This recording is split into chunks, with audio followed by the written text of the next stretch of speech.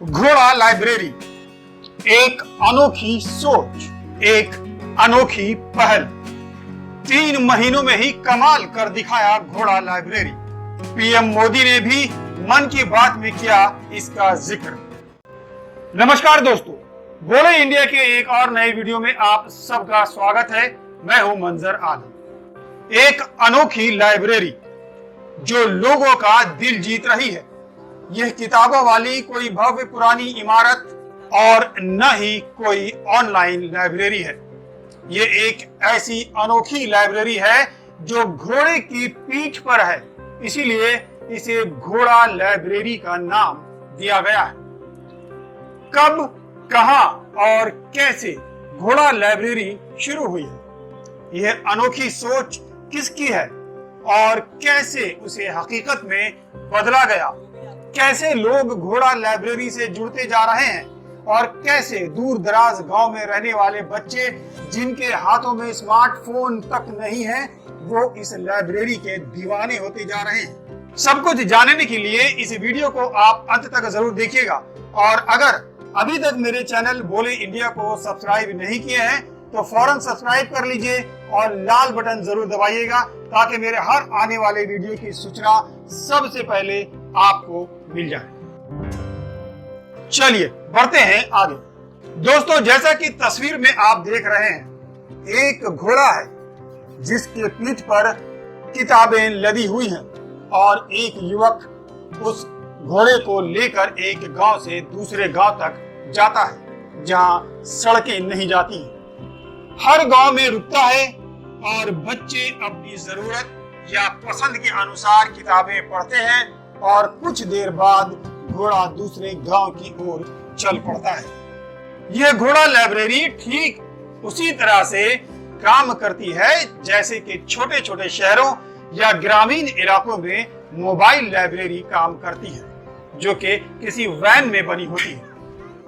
अब सवाल पैदा होता है कि घोड़ा लाइब्रेरी का विचार किसके मन में आया और क्यों आया। यह समझने के लिए इस वीडियो को देखते रहिए जो टीवी स्क्रीन पर चल रहा है। करीब 3 महीने पहले उत्तराखंड के नैनीताल में रहने वाले युवक शुभम बघानी के मन में घोड़ा लाइब्रेरी का विचार अपने इलाके के कुछ गांव की भौगोलिक परिस्थितियों को देखते हुए आया।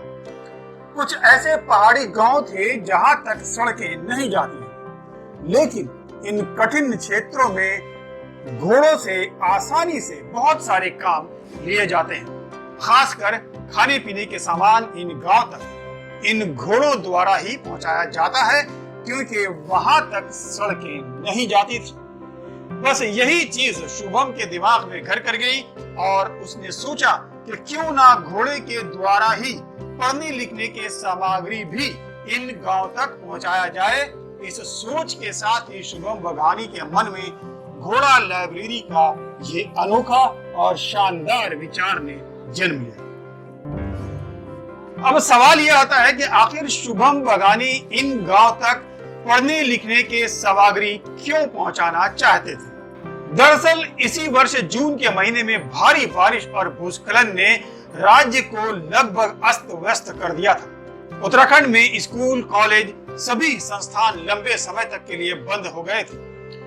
दूसरी बात यह कि शहरी क्षेत्रों में लोगों को वैसे भी अपने ज्ञान को बढ़ाने के लिए सरकारी और निजी लाइब्रेरी और खासकर इंटरनेट के माध्यम से हर जानकारी आसानी से मिल जाती है, लेकिन ग्रामीण बच्चे बाहरी दुनिया से अनजान रह जाते हैं। ग्रामीण बच्चों को भी पाठ्यक्रम की पुस्तकों के अलावा दूसरी पुस्तक पहुंचाने के लिए शुभम ने घोड़े को ही लाइब्रेरी का रूप देने का विचार जब अपने दोस्तों के साथ शेयर किया तो सबों ने उसके विचार को सराहा और कई दोस्त उसके साथ हो लिए।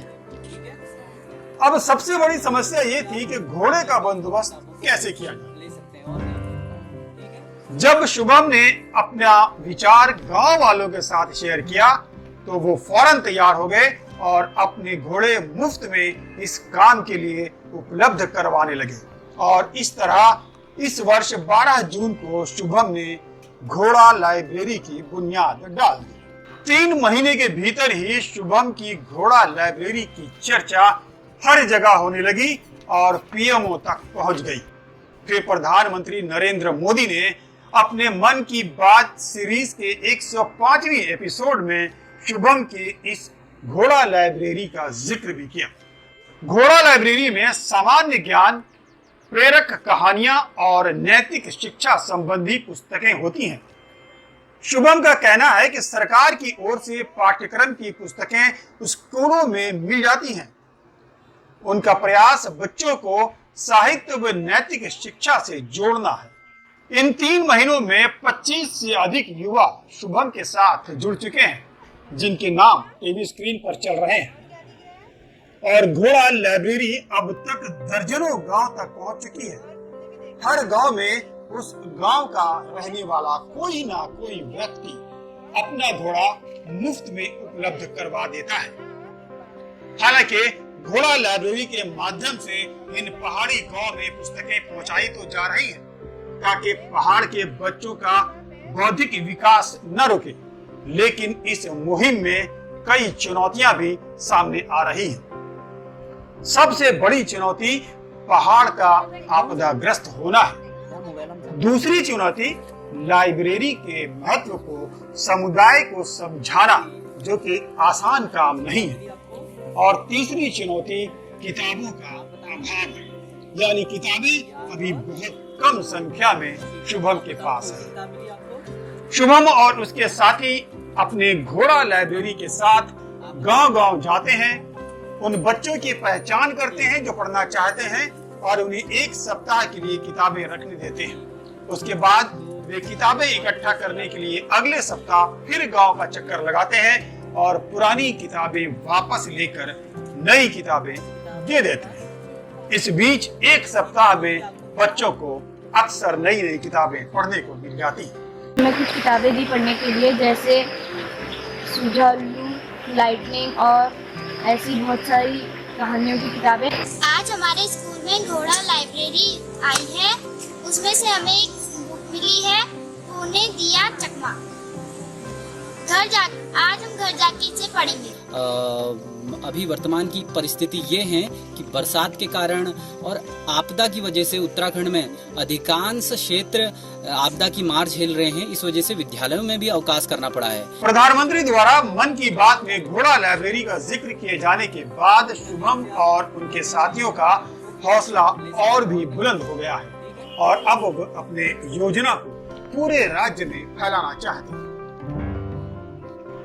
दोस्तों, इसमें कोई 2 राय नहीं कि घोड़ा लाइब्रेरी वाकई एक अच्छी पहल है, खासकर ऐसे पहाड़ी इलाकों के लिए जहां अब तक सड़कें नहीं पहुंच सकी हैं, बिजली नहीं पहुंच सकी है, इंटरनेट सेवाएं नहीं पहुंच सकी हैं और बच्चों के पास स्मार्टफोन भी नहीं है। मेरी राय तो ये होगी कि पूर्वोत्तर राज्यों की सरकारों को इस घोड़ा लाइब्रेरी मॉडल को अपनाना चाहिए और अपने अपने राज्यों में शुरू करवाना चाहिए, ताकि दुर्गम गांव के बच्चों को बाहरी दुनिया का ज्ञान भी मिल सके।